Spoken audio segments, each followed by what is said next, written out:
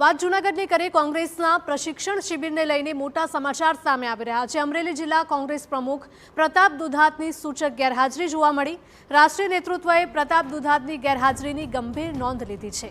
અગાઉની શિબિરમાં પણ પ્રતાપ દુધાત ગેરહાજર હતા। કોંગ્રેસના રાષ્ટ્રીય મહાસચિવ કેસી વેણુગોપાલની પ્રતિક્રિયા સામે આવી છે। કોંગ્રેસમાં જે લોકો કામ કરે છે તેને પ્રોત્સાહન મળશે, જે લોકો કામ નહીં કરે તેઓની પાસેથી હોદ્દો છીનવી લેવામાં આવશે। પ્રતાપ દુધાતના સ્થાને કોંગ્રેસે નવા પ્રમુખની નિમણૂક પણ થઈ શકે છે। And is not coming for war in this camp. Last camp also he is not present. We are going to change him immediately. This is what our decision. I am telling you very clearly. हमारे पास report है आपके साथ, आपका social media आपका काम कैसे है, organisation development में बूथ ब्लॉक मंडल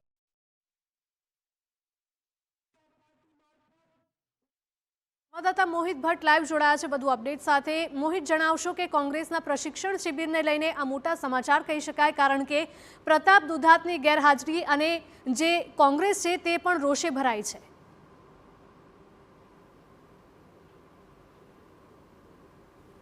સ્પષ્ટપણે ગત 10 તારીખથી જૂનાગઢની ભવનાથ તળેટી ખાતે કોંગ્રેસની પ્રશિક્ષણ શિબિર છે તે ચાલી રહી છે, જેમાં 41 જેટલા જે અલગ અલગ જિલ્લાઓ અને મહાનગરના પ્રમુખો છે તે ઉપસ્થિત છે અને તેમને જે કોંગ્રેસનું રાષ્ટ્રીય નેતૃત્વ છે તેમના દ્વારા તેમને જે પ્રશિક્ષણ છે તે આપવામાં આવી રહ્યું છે। જે વિધાનસભાની ચૂંટણીનું બ્યુંગલ ફૂંકાયું હોય તે પ્રકારે જે લોકોના પ્રશ્નોને કઈ રીતે વાચા આપવી અને જે સંગઠન કઈ રીતે મજબૂત કરવું સહિતની માર્ગદર્શન છે તે આપવામાં આવ્યું છે। પરંતુ આ બધાની વચ્ચે એક મોટા સમાચાર એ સામે આવ્યા છે કે અમરેલી જિલ્લા કોંગ્રેસ પ્રમુખ પ્રતાપ દુધાત છે તે આ પ્રશિક્ષણ શિબિરમાં ગેરહાજર છે અને તેમની ગેરહાજરીની નોંધ રાષ્ટ્રીય નેતૃત્વએ પણ લીધી છે। કારણ કે જે પ્રશિક્ષણની શરૂઆત કરવા માટે જ્યારે જે કોંગ્રેસના રાષ્ટ્રીય મહાસચિવ કેસી વેણુગોપાલ છે તેઓ ઉપસ્થિત રહ્યા હતા ત્યારે તેમને પણ કહ્યું હતું કે અગાઉ જ્યારે આણંદમાં આ પ્રકારની પ્રશિક્ષણ શિબિર યોજાઈ તેમાં પણ પ્રતાપ દુધાત છે તેમની ગેરહાજરી હતી અને આ શિબિર છે તેમાં પણ તેમની ગેરહાજરી છે, જે ખૂબ જ ગંભીર બાબત છે। પાર્ટી છે તે આગામી દિવસોમાં તેમને ઇમિડિયેટલી ઇફેક્ટથી દૂર કરી અને તેમના સ્થાને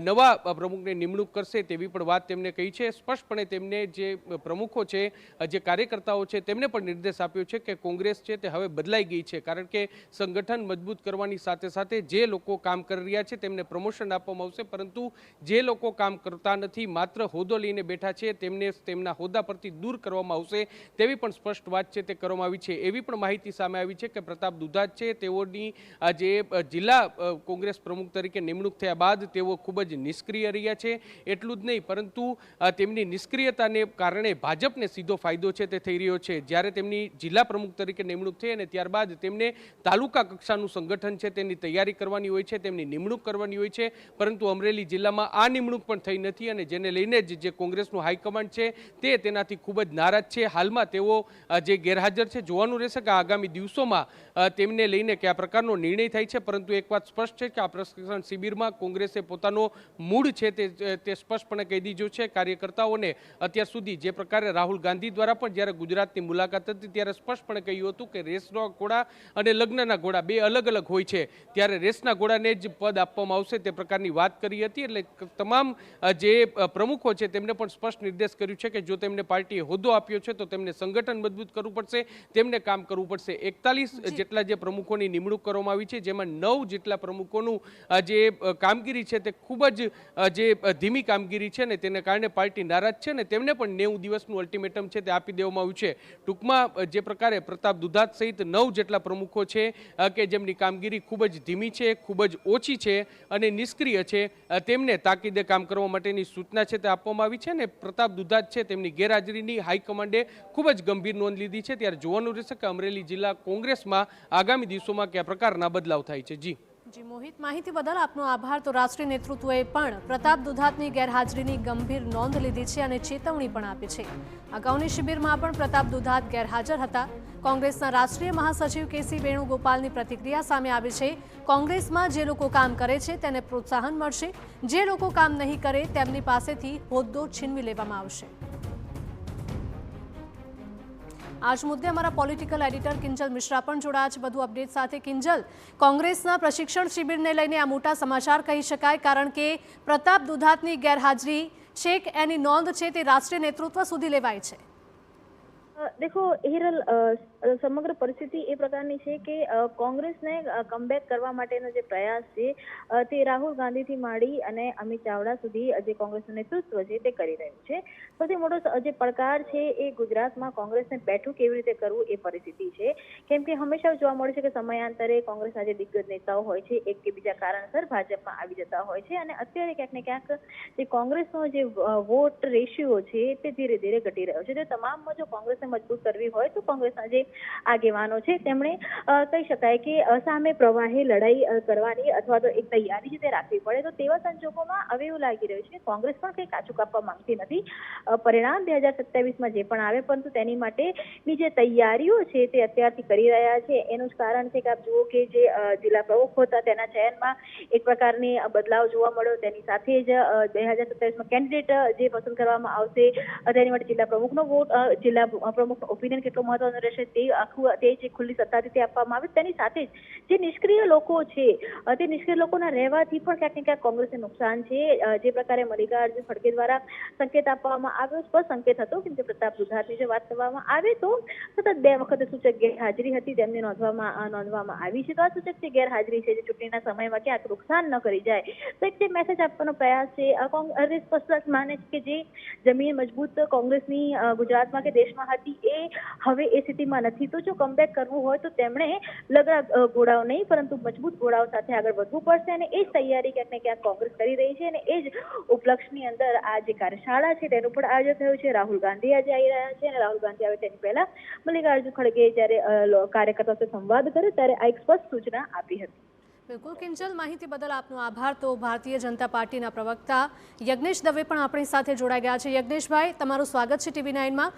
સૌથી પહેલો સવાલ, કોંગ્રેસે જે પ્રકારે પ્રશિક્ષણ શિબિર યોજી છે અને જે પ્રકારે એક બાદ એક સ્ટેજ પરથી નિવેદનો સામે આવી રહ્યા છે, ભારતીય જનતા પાર્ટી આ સમગ્ર ઘટનાને કઈ રીતે જોઈ રહી છે?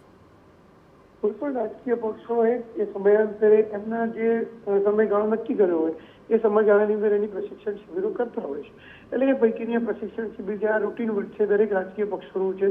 નાના મોટા રાજકીય પક્ષો ઘણા લોકો 3 મહિને કરતા, ઘણા 6 મહિને કરતા, ઘણા 12 મહિને કરતા હોય એ દરેકનો વિષય છે. એટલે એ એમની પ્રશિક્ષણ શિબિર ક્યારે કરવી, શું કરવી એ કોંગ્રેસનો આંતરિક વિષય છે. ભારતીય જનતા પાર્ટીને કંઈ લેવા દેવા નથી. બિલકુલ, આપ અમારી સાથે લાઈન પર જોડાયેલા રહેજો. તો કોંગ્રેસ તરફથી હેમાંગભાઈ પણ આપણી સાથે જોડાઈ ગયા છે. હેમાંગભાઈ, જે પ્રકારે પ્રતાપ દુધાતની સૂચક ગેરહાજરી જોવા મળી રહી છે, કોંગ્રેસની અંદર શું થઈ રહ્યું છે? સૌપ્રથમ તો આપને હું વિનંતીપૂર્વક જણાવું છું કે કોંગ્રેસની વાત જ્યારે થતી હોય ત્યારે અમે માત્ર અમારી વાત કરીશું. ભારતીય જનતા પક્ષના પ્રવક્તાને આપ એમના પક્ષ વિશે પૂછી શકો છો અથવા તમે અમારા ગેરહાજરીમાં પૂછી શકો છો. આવું અમે એક નિર્ણય લીધેલો છે, આપને જણાવીએ છીએ. આપ પ્રશ્ન પૂછી શકો છો. મેં પ્રશ્ન આપને પૂછ્યો કે જે પ્રકારે પ્રતાપ દુધાતની ગેરહાજરી છે, અમરેલીમાં જે પ્રકારે આ બેઠક મળી છે, સભા મળી છે, કયા કારણોસર તેઓ ગેરહાજર છે? કારણ કે આની અગાઉ પણ જે સભા મળી હતી તેમાં પણ તેઓ ગેરહાજર હતા. આપને મારે વિનંતીપૂર્વક કહેવાનું છે કે આજની જે સંગઠન સૂજન અભિયાન છે એ અભિયાન જૂનાગઢમાં છે, અમરેલીમાં નથી. પ્રતાપ દુધાત અમરેલીના છે અને પ્રતાપ દુધાતના એમણે ઓફિશિયલ રજા ચિઠ્ઠી મોકલેલી છે અને એમના કાકાનું અવસાન થઈ ગયું હોય ત્યારે આપણે મીડિયા તરીકે અને એક રાજકારણી તરીકે અને એક ગુજરાતના પ્રતિષ્ઠિત વ્યક્તિ તરીકે હું આ બાબતે એમના કાકાશ્રીનું અવસાન થયું છે એમને શ્રદ્ધાંજલિ આપું છું. અને સ્વાભાવિક છે કે આવો બનાવ બન્યો હોય ત્યારે એમણે પોતાના કુટુંબીજનો જોડે સાથ અને સહકાર માટે હાજરી આપવી જરૂરી હોય છે. બિલકુલ. હેમંતભાઈ, એ પણ સવાલ કરવા માંગીશ કે આની અગાઉ પણ જે સભા મળી હતી તેમાં પણ તેઓ ગેરહાજર રહ્યા હતા અને આ વખતે તેઓ ગેરહાજર છે. શું આની જાણ તેઓએ જે કોંગ્રેસ પાર્ટી છે અને જ્યારે સભા મળી રહી છે ત્યારે ઉપરના સ્તર ઉપર કોઈ જાણ નથી કરવામાં આવી? રાહુલ ગાંધીજી જ્યારે સંગઠન સૂજન અભિયાન જે છે એ અભિયાનમાં રાહુલ ગાંધીજી ગુજરાતમાં સતત 6 વખત આવ્યા છે. 6 વખતની અંદર કદાચ 1-2 વખત કોઈ સંજોગો વસાત કોઈ પણ પ્રતાપ દુધાત સિવાય બીજા પણ કોઈ હોઈ શકે એ પ્લસ માઇનસ હાજર રહ્યા હોય ના રહ્યા હોય એમના સંજોગો હોય છે.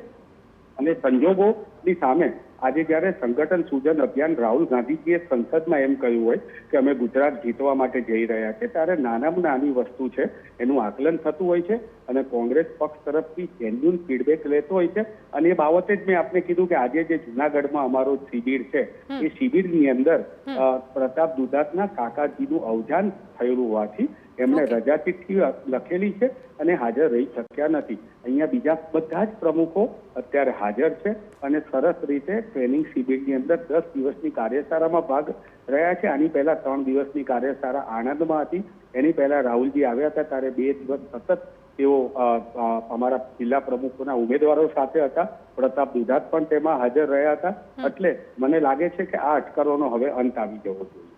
ઓકે, યજ્ઞેશભાઈ, શું કહેવું છે તમારું? કારણ કે જે પ્રકારે કોંગ્રેસ અકળાઈ છે, કોંગ્રેસમાં પણ જે લોકો કામ કરે છે તેમને જ પ્રોત્સાહન મળશે અને કોંગ્રેસની નિષ્ક્રિયતાનો લાભ ક્યાંક ને ક્યાંક ભારતીય જનતા પાર્ટીને પણ થઈ રહ્યો છે તેવું પણ ક્યાંક ને ક્યાંક કહેવામાં આવી રહ્યું છે.